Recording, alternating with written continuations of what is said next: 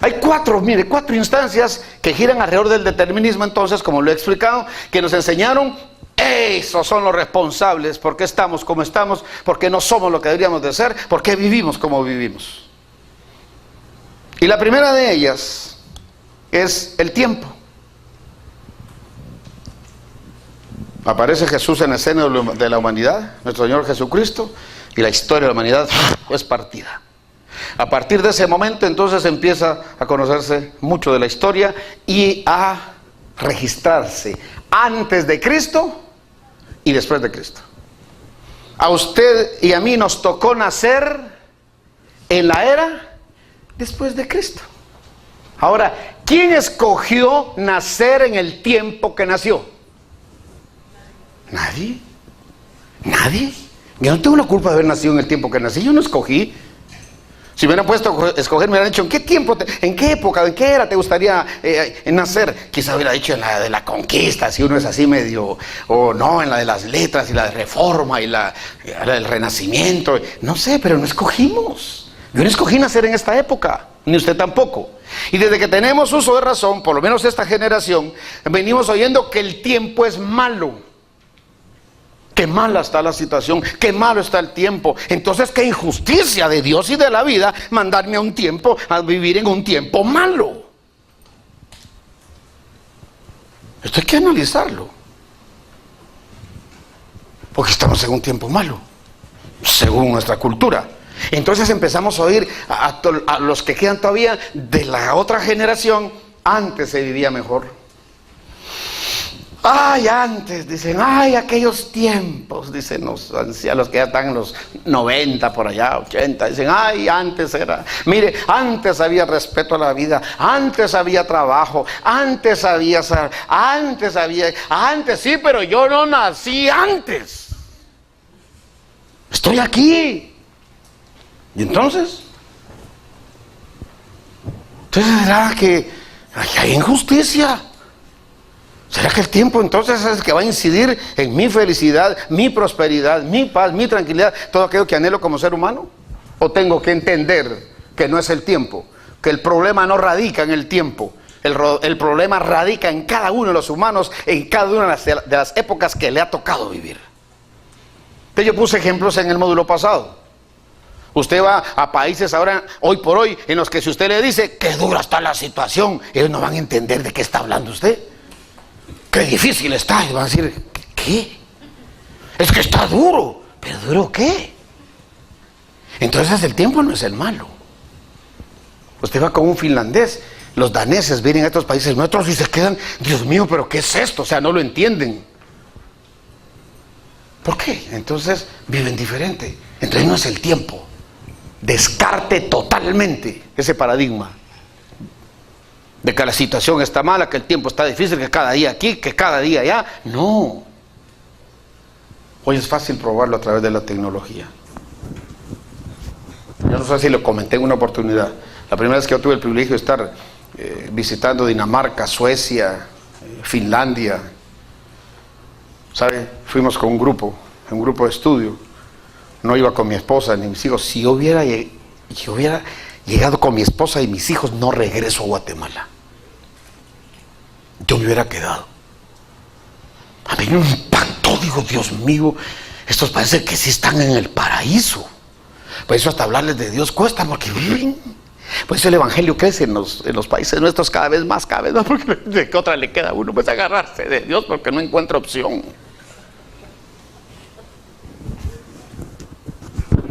Entonces buscamos la iglesia, buscamos a Dios como salvavidas, como algo ahí que tal vez me saca a flote. Y a Dios no se le busca por eso.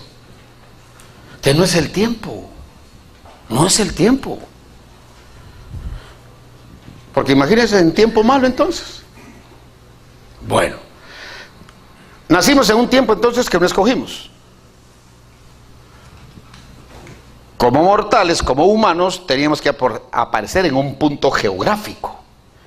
Entonces, nacimos en un punto geográfico, en un país, en una nación que tampoco escogimos. Yo no escogí ser guatemalteco, ni usted ser nicaragüense.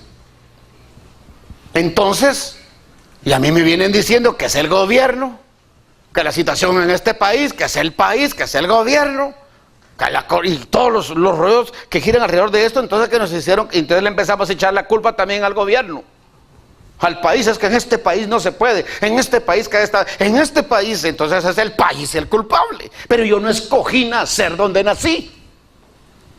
Si a mí me hubieran dicho, ¿dónde le gustaría nacer?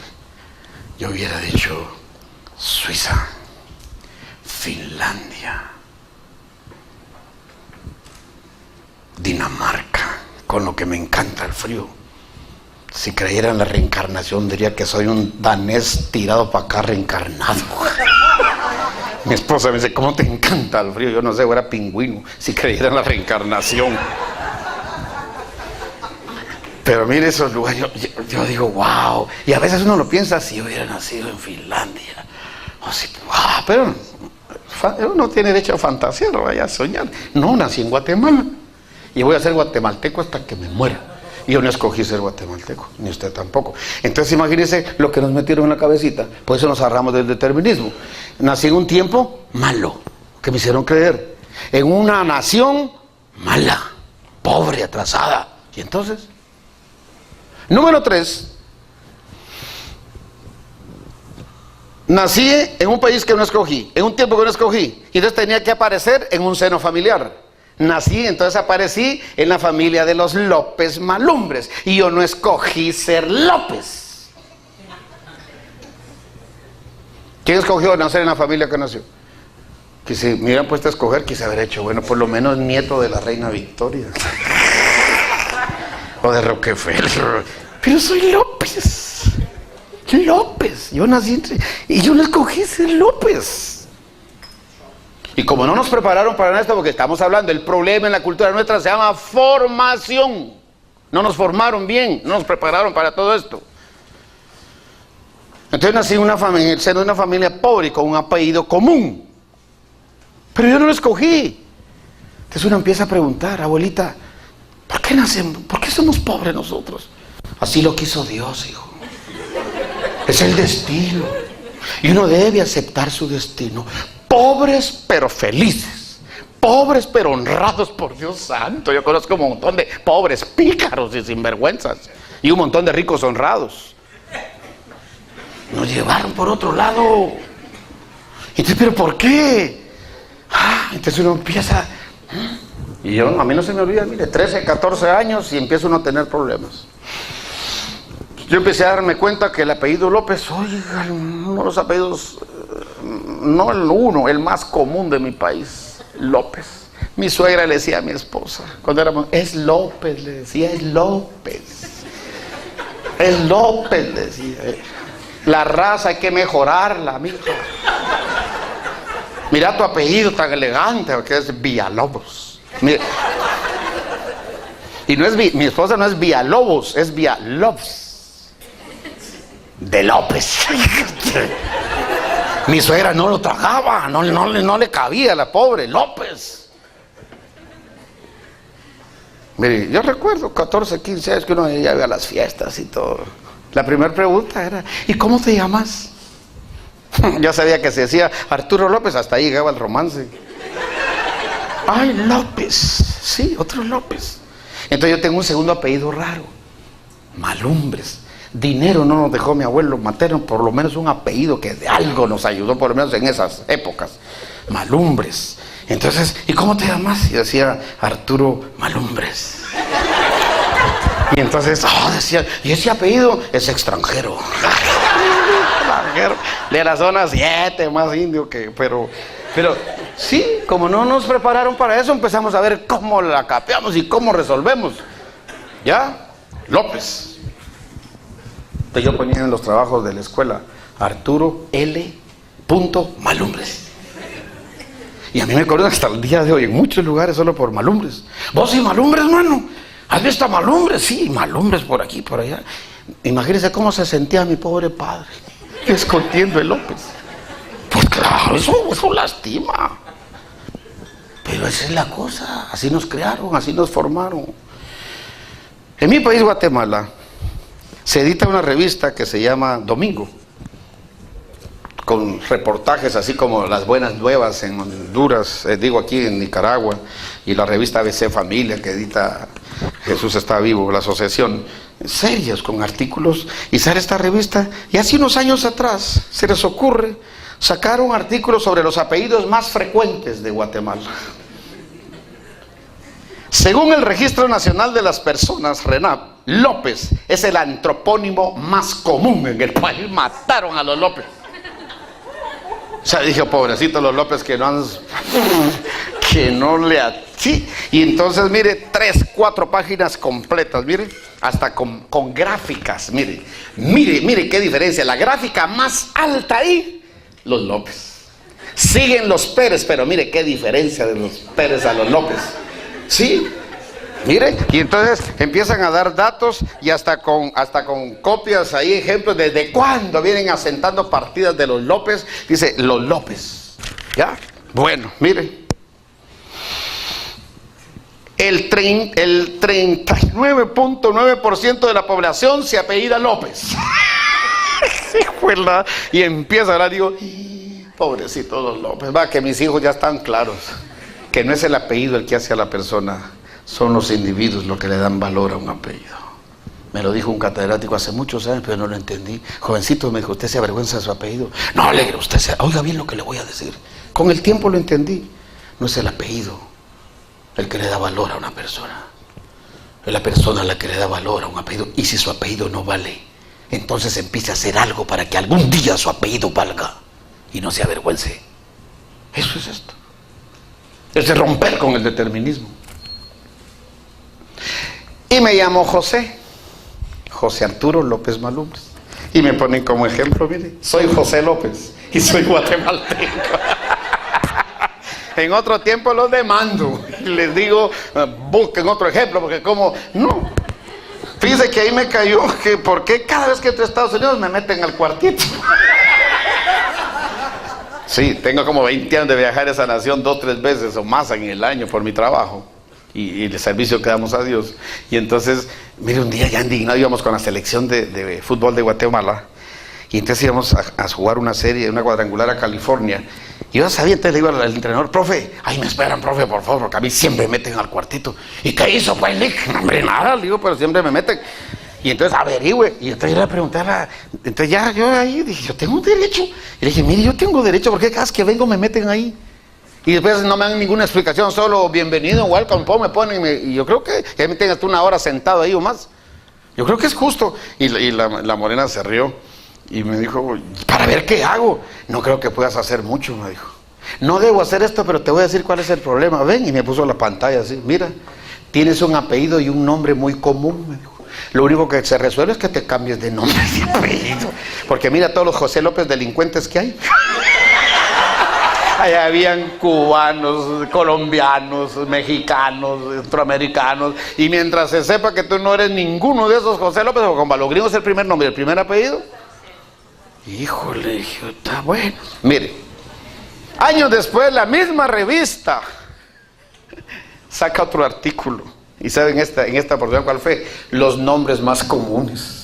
Y entonces hicieron un estudio y aquí está Basilio, Minerva, Neymar, Trinidad. Y entonces, y pasa cuál es el nombre más común en mi país. Y sacan entonces datos también. Mire, hasta así nos llamamos los guatemaltecos. Entonces, en cada departamento, ¿cuántos hay con datos estadísticos? ¿Y sabe cuál es el nombre más común de mi país para un hombre? José. Así que estoy completo. Y esto es esto, mire. Entonces, este es el determinismo. Pero yo no escogí ser López, ni llamarme José. ¿Y entonces imagínense que eso incidiera en mi felicidad, que eso incidiera en que se abrieran puertas mi apellido. Condenados entonces. Porque nací en un tiempo malo, nací en un país malo y de ganancia con un apellido pobre. Un apellido sin trascendencia que yo tampoco escogí. Oiga, esto no tiene sentido entonces. A eso sumémosle un cuarto elemento que ni usted ni yo escogimos. Y el aspecto físico. Claro, yo no escogí ser así. Tal vez 1,80 m. así el color canela, ojos verdes o azules, ya, para que al pararme al frente a dar una conferencia dijera: ay, este es tan simpático. Pero lo más que pueden decir tal vez: mire, bonito no es, pero tiene algo. Imagínese usted. Pero yo no escogí, usted tampoco. Y entonces lo empiezan a decir: ¿conoces a la novia? Pero, ay, qué feita está. La mataron a la pobre y lo oyó. Pero qué culpa tiene ella de haber nacido así. Unos gorditos, otros chelitos, otros... diríamos que es un desorden. No, es que Dios, mire, Dios es bien jocoso. Mira al que está al lado y va a ver que Dios es jocoso. Empezó, sí, porque todos, entonces las abuelas, para hacérsela a uno medio decían: ay, mis hijos, pero no se preocupen, que no hay feo sin su bonito, ni bonito sin su feo. Y ya, por lo menos esperanza agarraba uno. Oiga, creyendo que tal vez eso iba a incidir. No. Y ahora todavía ha cambiado un poco, pero antes hasta nos cantaban a los feos: que se mueran los feos. Tararararara. Oiga usted, imagínense en una fiesta ahí todos mirándose así, ¿no? Imagínense que se mueran toditos los feos, que se mueran. Sí, es que la sociedad ha sido cruel, el hombre es cruel con el hombre. Ya. Entonces, queda probado: no vuelva a echarle la culpa a nada de eso. Sería injusto Dios. La misma vida. Si mi felicidad, mi prosperidad, mi paz, todo lo que anhelo como ser humano, el ser o el estar en mi vida, dependiera de instancias que yo no escogí y sobre las cuales yo no tengo control. Entierre eso hoy de una vez si usted tenía problemas con el determinismo.